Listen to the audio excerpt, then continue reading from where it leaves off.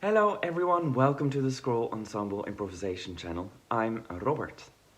In this video I want to introduce you to the numbers that we find above bass notes in a lot of Baroque music.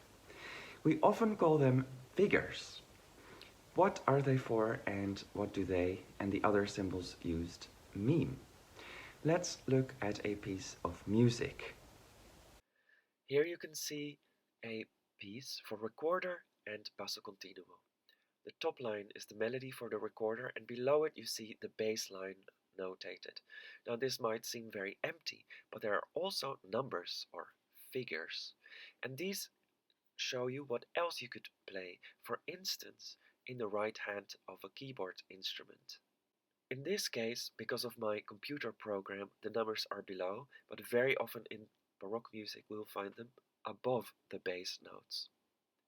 We will listen to three versions, one where I just play the bass, then one where we get very simple chords, and then a very wild version, probably too much. But this is just to show you the variation that is possible by basically improvising the accompaniment to this music.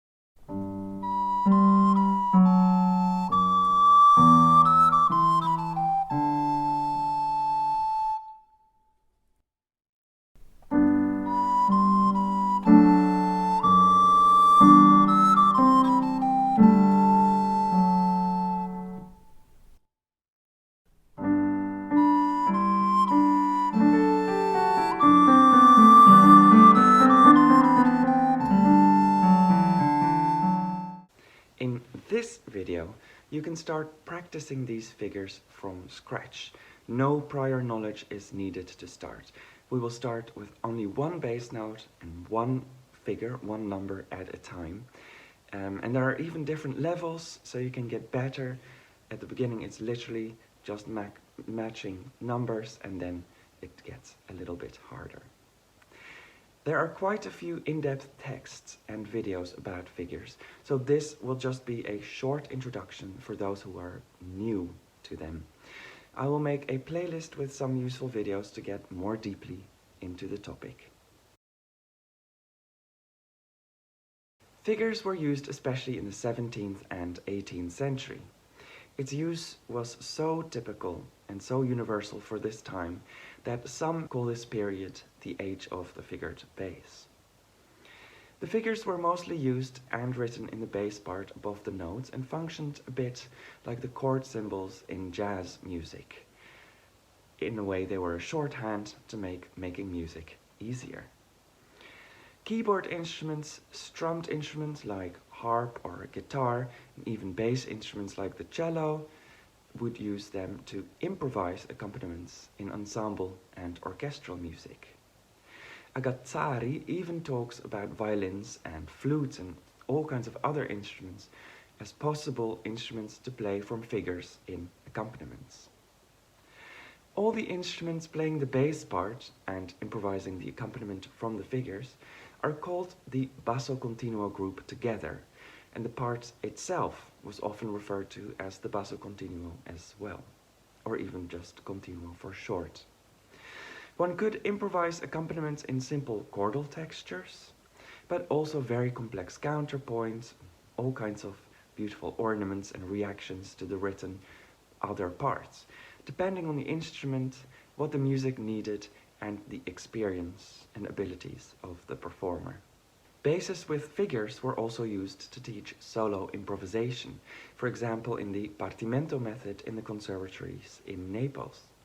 In this case, no one was accompanied, and the musicians learned to improvise complete pieces on their own instrument, like a dance movement for a suite or a movement from a sonata.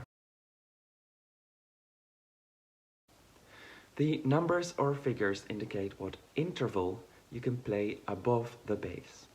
So a 3 means that you can play the interval of a 3, a third, above the bass. If you don't know intervals to start with, you can even just count up the scale which you're in to find the third note.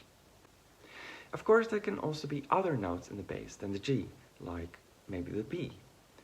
Above the B, we might find these figures, the 3 and the 6. This means that we have to find the third and the sixth above the B now, but in the scale of G major. Now we start counting from the B like this, or in other words, the intervals, the third and sixth, have to be part of G major.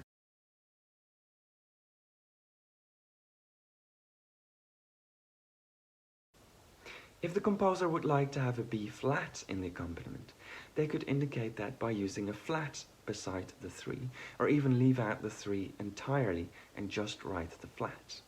And the same can of course be done with a sharp or even a natural sign as well.